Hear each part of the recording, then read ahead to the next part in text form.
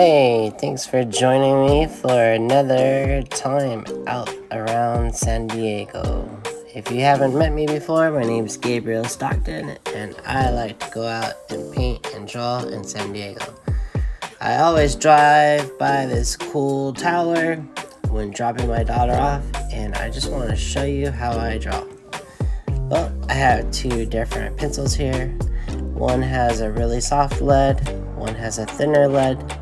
This one is for my loose work, which gives me nice thick lines but keeps me loose, and this one keeps nice tight confident lines. Some of you have asked questions about sketching, and I feel that it's very helpful to actually do a sketch before my actual watercolor painting. And so I always start with the top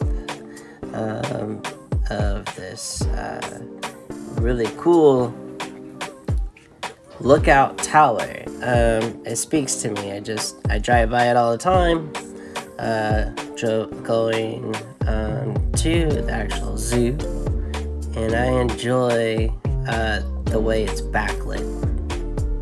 So here I'm just taking my time. I'm looking at relational lines, which way the lines are going. I'm building a rectangle off of that triangle. Just work with basic shapes. Don't get caught up in the details.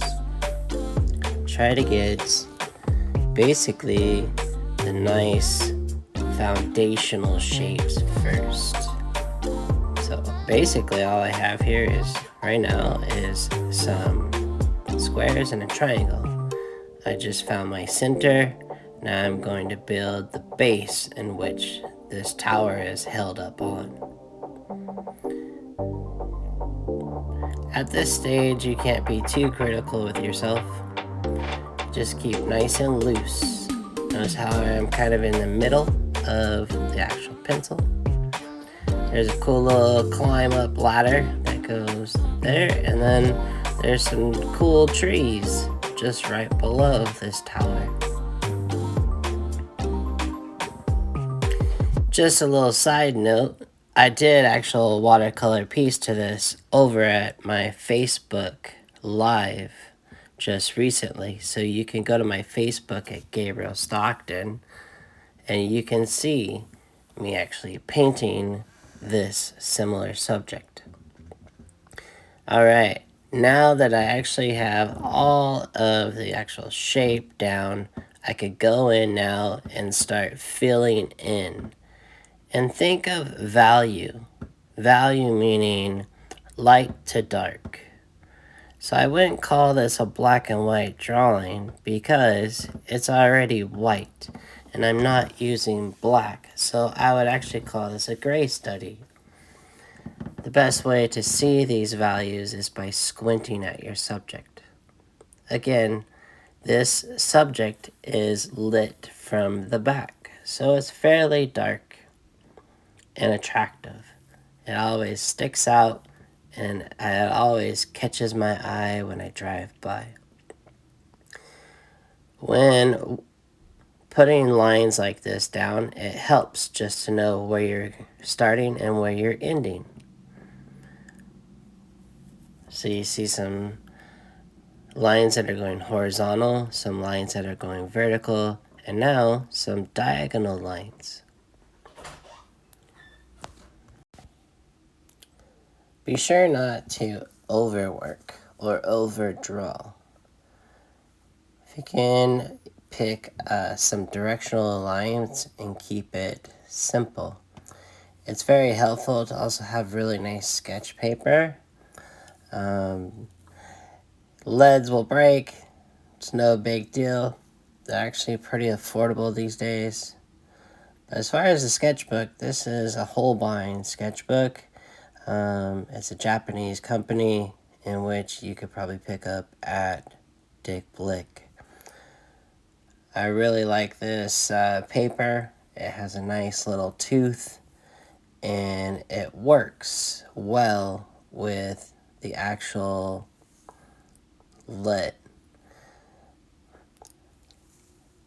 If you noticed, I did the outside of the hedge and then just kept all the lines going in the same direction. That post kind of comes down and goes through and shows a little bit more through the actual trees.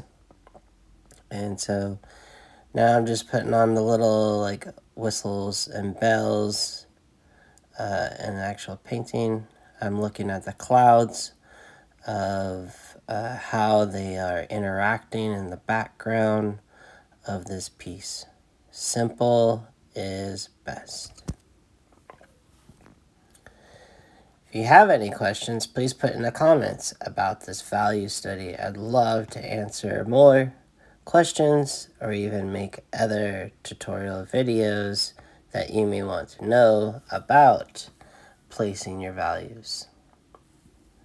Right here, I'm just putting in some of the tree trunk, just taking a mental note where everything is. I'm not too worried about this part, and I'm not even sure if it's actually going to be in the painting. Again, just seeing how that pole would look like coming through the actual piece. You could go back and just darken some lines. It's good to have a focal point in your piece. Where do you want the people to look? Since this is a vertical piece, I want the people to look up and down on this particular piece. Continue to look at it, continue to get where you want it, give it a thumbs up, sign it, and call it good. These are good practices to have daily if you can do it. Now let's talk about the actual watercolor paper. This is a watercolor paper. It's a 200 pound. It's actually called soft press. It's in between a hot press and a cold press. I'm going to use this different pencil because now I feel confident and I can make lighter lines. This is a soft lead. It's not too hard. You don't want any H's in your leads. Stay nice and light.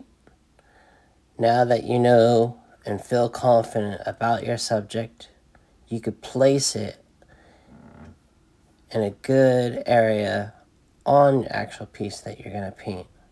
So I've already thought of composition.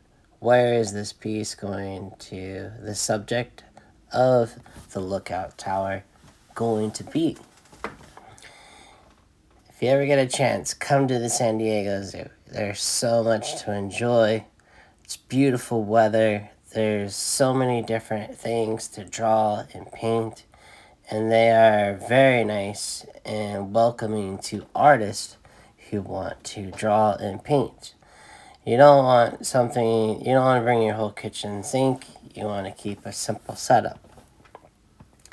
So now I have already, again, a good idea of the shapes. Now, see how confident it could be? And obviously, I'm not filling it in or shading because that's where the watercolor is going to come in. A good thing to think about is doing a line, broken line, dashes, and just keeping those lines fresh. When you're constantly going over and over a line, you're just overworking the watercolor paper. So there's got to be some variation between this and my last drawing, and that's just because I've chosen to loosen up and enjoy the process. If you have any questions, if you want to know more about this paper, I talk about different types of paper in my actual rest of my YouTube channel. If you want to know more about paints. If you want to know more about brushes, check out other videos. Again, I'm just keeping this really nice and light. I'm looking at how the clouds have moved and seeing how it'll work better. I hope you enjoyed this. This is the finishing of how I would sketch for a watercolor painting. Well, I hope you enjoyed this. If you have any questions, and also check out my website at GabrielStocktonFineArt.com. Take care.